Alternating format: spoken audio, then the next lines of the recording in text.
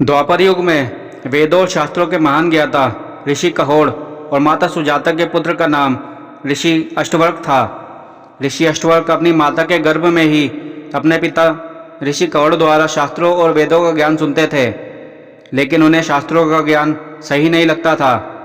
इसलिए ऋषि अष्टवक्र ने अपनी माता के गर्भ के अंदर से ही अपने पिता से कहा कि शास्त्रों में ज्ञान नहीं है, ज्ञान तो हमारी अंतरात्मा में होता है। हम सभी सत्य को बाहर से खोजते हैं, जबकि सत्य तो हमारे अंदर है। शास्त्र तो केवल शब्दों और वाक्यों का समूह है।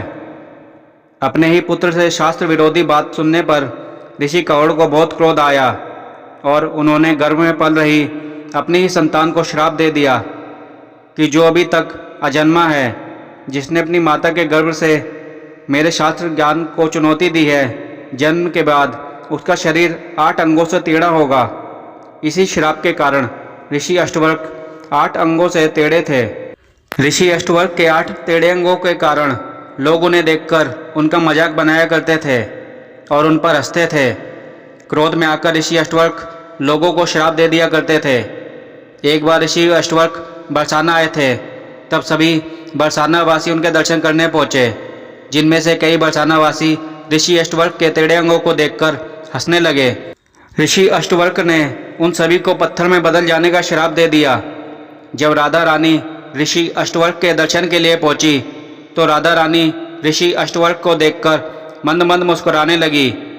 ऋषि अष्टवक्र अपने क्रोध में आकर राधा रानी को श्राप देने ही वाले थे कि श्री कृष्ण ने ऋषि अष्टवक्र से अनुरोध किया कि वह एक बार राधा रानी से मुस्कुराने की वजह तो जाने।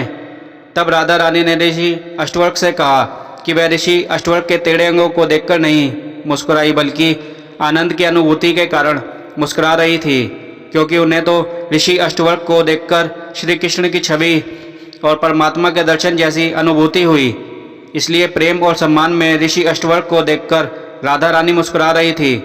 इतना सुनकर ऋषि अष्टवक्र बहुत प्रसन्न हुए और राधा रानी को आजीवन किशोरी बने रहने का वरदान दे दिया। साथ ही अन्य गांव वालों को भी श्राप मुक्त कर दिया। इसी कारण राधा रानी को किशोरी जी कहकर भी संबोधित किया जाता है।